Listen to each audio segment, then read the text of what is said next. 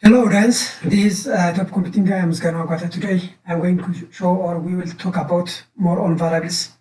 Just what type of data is stored in the variable and what type of data is stored in the variable. What type of data is stored in the variable. In a given variable we may give or assign some value. It may be string, it may be a float, it may be double, it may be integer, or it may be any data type. So how we know the type that the variable is stored or the variable has. Before this, if you didn't see my previous video, I provided it below in the description box. And you can get from my Telegram group, Ethiopic Computing Telegram group. I provided in that Telegram group. You can get from that Telegram group, and also you can get from the description box. For example, let me proceed. For example, name is equals to, for example, 6. So 6. If you want to see what type of data is 6, we can say that, or we can write ID of name. ID of name. Can get. Sorry. The other one, for example, name is equals to Ethiopia. Name is equals to Ethiopia. So ID of name. Here is the address. The address inside the memory where name is found, or where Ethiopia, the value of Ethiopia is stored. Okay. The other one is equals to, for example, 12. Is equals to 12, and B is equals to A. What will be the address of A and B? Is that the same or different? For example, if we display A, this is 12. If we display B, it is also 12. What about its ID? ID of A. ID of A. It is the address, the memory address of A. What about B? ID of B. ID of B. It is the same. It is the same. Why? Why? A already reserved this address. If we say B is equals to A means we duplicate or we copy the value on an address of A on place of B, on the place of B. That means B takes the address and the value.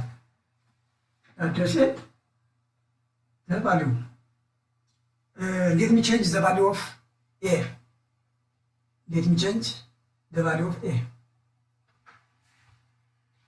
Or you can say that ID of, for example, 12. ID of 12. It is the same as this address. The same as this address.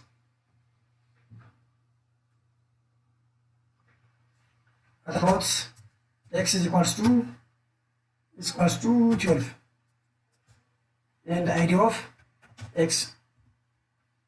ID of X is also the same address. Because we copy the value and address, the address of, when we copy the value of 12 on X, X gets the address of 12. X gets the address of 12. Okay. What about if we change the value of A? For example, A is equals to 15. Now we assign different value from previous for A. And ID of A. ID of A. It is a different address for A because we assign different value on A. So A will reserve different address. A will reserve different address.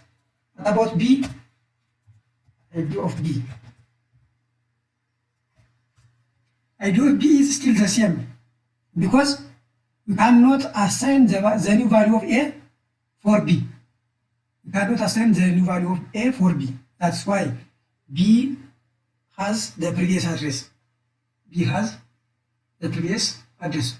What about X, for example, is equals to A. Sorry. X is equals to A and ID or address of X. So X will get or will have the address of A, this new address of A. Why? We copy the new value of A on X. We copy the new value of A on X. This one about variables and its address. Variables and its address.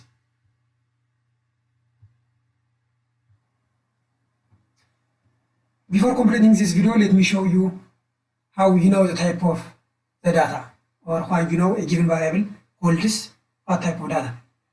For example, you can say that type for example X, type X. You see, this is int. What about if we change the value of X is equals to 0.5? Is equal to 0.5, and type